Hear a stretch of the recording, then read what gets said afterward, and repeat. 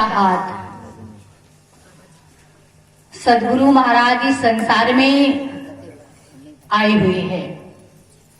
देखिए, जिस शक्ति को हम आप सभी लोग निर्गुण निराकार कहते हैं और जिस शक्ति के बारे में आप सभी लोग कुछ श्री महात्मा जी के मुखारविंद से सुन रहे थे, जैसे कि पानी जो है तरल पदार्थ है और वही तरल पदार्थ जो पानी है आप फ्रिज में रख देंगे तो क्या होगा? उसे फ्रीजर में रखेंगे, बर्फ जम जाएगा। अब देखिए, वो तरल पदार्थ है पर उसका जो स्वरूप है वो बदल गया, वो बर्फ जम गया। ऐसे ही वो निर्गुण निराकार शक्ति इस धरातल के ऊपर जब असुरी शक्तियां बढ़ जाती हैं, जैसे कि माइकल जैक्सन जो था, उसने इस पृथ्वी के ऊपर, धरती के ऊपर ऐसे ऐसे गाने बनाए और गाए, और आप लोगों ने देखा भी होगा कि उसने ऐसे ऐसे गाने बनाए और दिखाया कि जो शमशान में मुर्दे होते वो भी निकलकर आने लगे। उसने ऐसे गाने बनाए। वो कौन था? वो राक्षस प्रवृत्ति का था, असुरी शक्ति था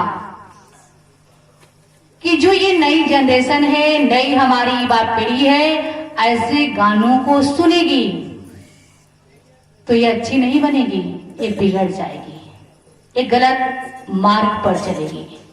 तो जब इस धरातल के ऊपर जब जब रावण जैसे, कंस जैसे, शिशुपाल जैसे, दुर्योधन, दुशासन जैसे, और इस कलयुग के अंदर तो हर घर घर में रावण है। इसलिए हमारे संत कहते हैं कि कलयुग बैठा मारे कुंडली, कलयुग बैठा मारे कुंडली, जाऊं तो मैं कहाँ जाऊं, घर घर घर में रावण बैठा, इतने राम कहाँ से राम, इतने राम कहाँ से राम। कलयुग बैठा मारे कुंडली, जाऊं तो मैं कहाँ जाऊं, घर घर में राम बैठा, इतने राम कहाँ से राम, इतने राम कहाँ से। क्या कहा? क्या तो घर घर में रावण है। अब वो कौन सा घर है? ये शरीर रूपी घर। और रावण कौन सा है? मन रूपी रावण। इस मन के दो स्वरूप हो जाते हैं। जब यही मन शुभ कर्म करता है, धर्म के मार्ग पर चलता है, धर्म को जीवन में अपना लेता है, तो यही राम का रूप ले लेता है। और जब यही मन गलत कर्म को करने लग जाता है तो रावण का रूप ले लेता है। तो अब इस रावण को मारने के लिए त्रेता में तो भगवान राम आए, जो रावण था जिसने सीता माता का हरण किया, उसका वध करने के लिए। अब इस मन रूपी रावण को हम कैसे परास्त करेंगे, कैसे मारेंगे? तो इसी मन रूपी रावण को मारने के लिए समय के तदर्शी महान पुरुष, सगुण रूप में, साकार रूप में वही शक्ति जिसके बारे में आप सुन रहे थे कि पानी जो है तरल पदार्थ है, उसको आप फ्रीजर में रख देंगे तो वो बर्फ जम जाएगा।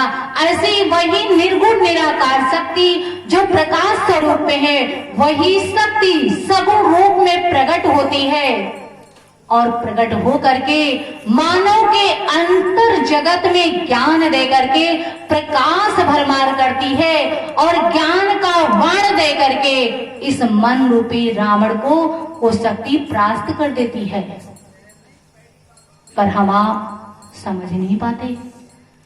आप लोग क्या सुन रहे थे कि जो समय के सद्गुरु होते हैं, महान पुरुष होते हैं, वो किसी एक के लिए नहीं आते हैं, वो केवल एक देश के लिए नहीं, एक जिले के लिए नहीं, वो तो पूरे विश्व कल्याण के लिए आते हैं।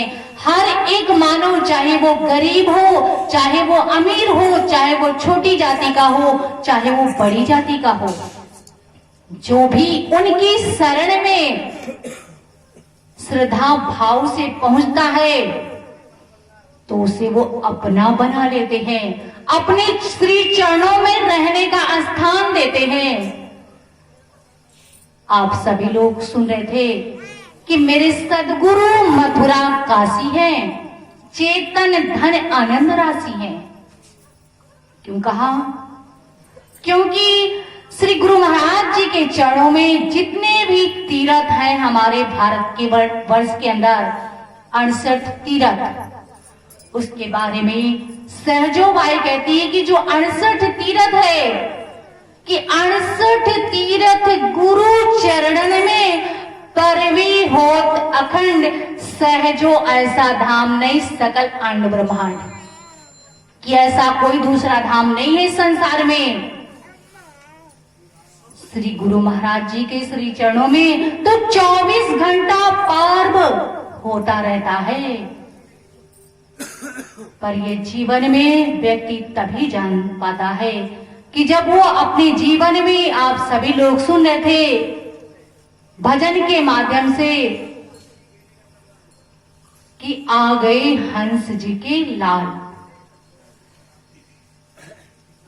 कि सदगुरु महाराज इस संसार में हम आप जैसे सोए हुए मानव को जगाने के लिए आए हैं, विश्व कल्याण के लिए आए हुए हैं, कि चाहे छोटा